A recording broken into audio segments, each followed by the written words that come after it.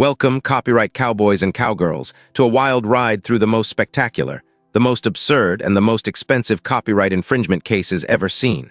Get ready, because the legal battles we're about to explore are wilder than a Quentin Tarantino film, and frankly, some of the rulings make you question the very fabric of reality. I wonder what planet the judge was on when they delivered that verdict in one case. You'll see what I mean. First up, we have the case that launched 1,000 memes, the battle between the makers of Blurred Lines and the estate of Marvin Gaye. This wasn't just a simple sounds-a-bit-like situation.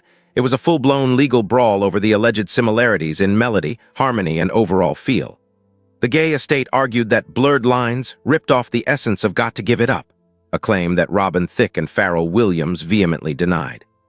When you hear the lawyer's defense in this case, you'll spit out your coffee. The court, however, sided with Gaye's estate, awarding them a staggering sum in damages. It highlighted a crucial point. Copyright isn't just about note-for-note copying. It can encompass the overall feel of a song, a concept that remains fiercely debated to this day. The absurdity.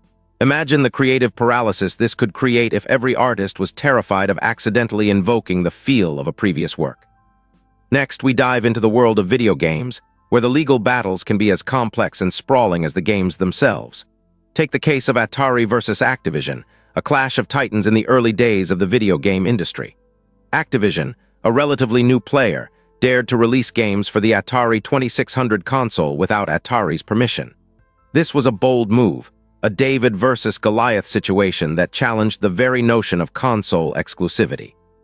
The ensuing legal battle was a roller coaster ride of accusations, counter-accusations, and ultimately, a landmark ruling that significantly shaped the future of the video game industry.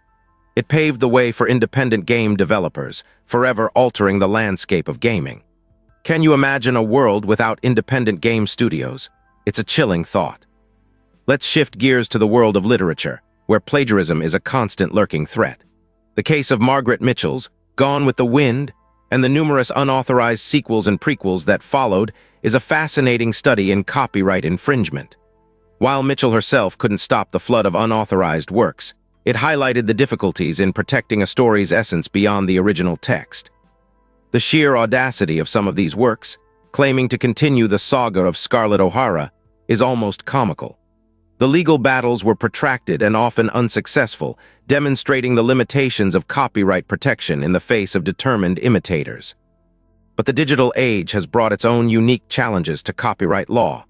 The rise of file-sharing networks like Napster in the late 1990s and early 2000s sparked a massive legal war between the music industry and its users. Napster's ease of use made it a haven for illegal music downloads, leading to a protracted legal battle that ultimately resulted in Napster's demise. This case, however, wasn't just about Napster itself. It was about the fundamental shift in how music was consumed and distributed. It was a clash between the old guard and the new, a battle that the old guard, for a time at least, seemed to have won. But the seeds of disruption had already been sown. The world of film isn't immune to copyright controversies either. The case of The Lord of the Rings and various unauthorized adaptations and derivative works highlights the constant battle to protect intellectual property in a world where adaptations and interpretations abound. The line between homage and infringement can be incredibly blurry, and the legal fights that ensue often involve millions of dollars and years of legal wrangling. The sheer volume of works inspired by Tolkien's masterpiece demonstrates its enduring power, but it also highlights the ongoing struggles to protect creators' rights in a constantly evolving media landscape. This case shows that protecting copyright isn't just about money. It's about protecting the creative vision of the original artist. Moving into the more modern era, we have the ongoing battles surrounding memes and internet culture. The use of copyrighted images and videos in memes often blurs the lines of fair use and parody, leading to a complex legal landscape. What constitutes fair use in the context of a rapidly evolving internet culture? This is a question that courts and lawyers are grappling with even today. The absurdity.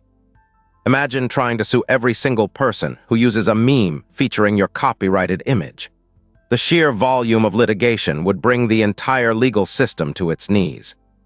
And then there's the case of the artist who claimed ownership of a specific shade of blue, demonstrating the sometimes almost comical extremes to which copyright claims can extend. While this case might seem absurd, It highlights the broader issue of the ever-expanding scope of intellectual property rights and the ongoing tension between protecting creative works and preventing the stifling of creativity. It's a delicate balance, and the line between legitimate protection and overly aggressive claims is often blurred. The judge's response to this case might just be the most bewildered you've ever heard. The battle over copyright is a constant tug-of-war between creators seeking to protect their work and those who seek to use, adapt, or reinterpret it. These cases are more than just legal battles. They are reflections of broader societal shifts in technology, culture, and the very definition of creativity. They are a reminder that the fight for copyright protection is an ongoing one, a constant negotiation between the rights of creators and the freedoms of users. And as the internet continues to evolve and AI-generated content becomes increasingly prevalent, these battles will only intensify. So buckle up, because the wild ride of copyright infringement is far from over.